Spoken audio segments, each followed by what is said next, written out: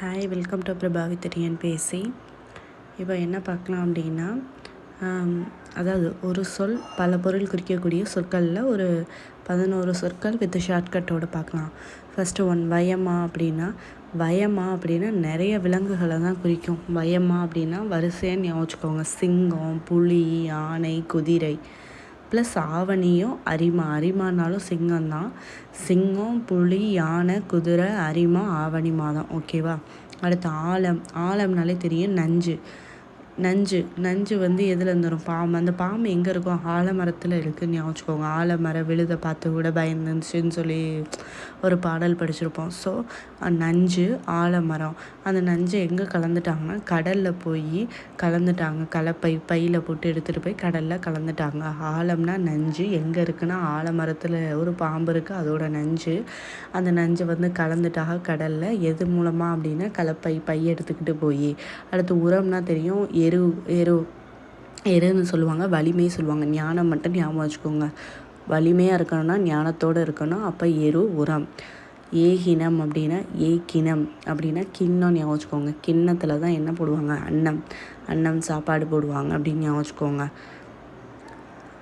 சாப்பாடு போடுவாங்க. புளிய மரம், நீர் நாய். யாருக்கு? நாய்க்கு. நீர் நாய்க்கு. அது புளிய மரத்துக்கிட்ட இருக்குது.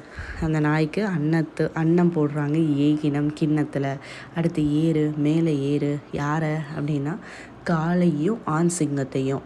அடுத்து ஏனம் அப்படின்னா ஏனம்னா ஏனா அப்படிங்கிற மாதிரி.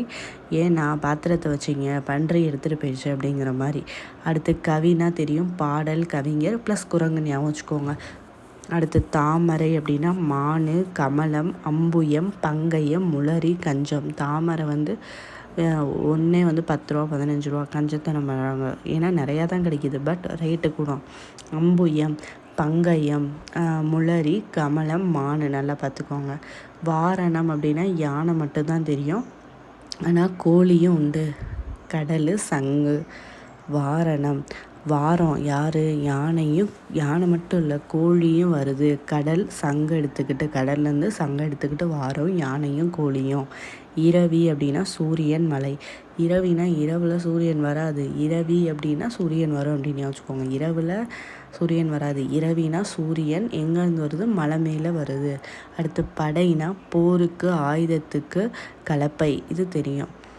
இன்னொரு தடவை பார்த்துடலாம். ஃபஸ்ட்டு வயமா என்னென்ன வரும்? அரிமா, சிங்கம், புலி, யானை, குதிரை, ஆவணி.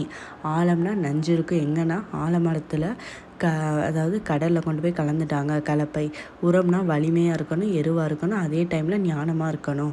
ஏகினம் ஏமா அப்படிங்கிற மாதிரி. ஏகினம் ஏகினம் கிண்ணத்தில் வந்து அன்னத்தை போட்டு புளிய மரத்துட்டு நிற்கிற நீர்நாய்க்கு கொடுக்குறாங்க. மேலே வா. யாரை சொல்கிறாங்க? ஆண் சிங்கத்தையும் காளையையும். ஏனம்னா பன்றி, பாத்திரம் சொன்னேன். ஏன்னா பாத்திரத்தை வச்சிங்க, பன்றி எடுத்துகிட்டு போயிடுச்சு. கவினா குரங்கு, பாடல், கவிஞர்.